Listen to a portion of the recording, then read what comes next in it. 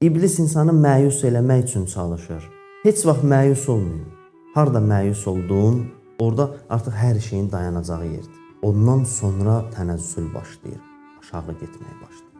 Çünki bütün pisliklər ümidin itib, məyusluğun olduğu yerdən başlayır. Bütün pisliklər oradan başlayır.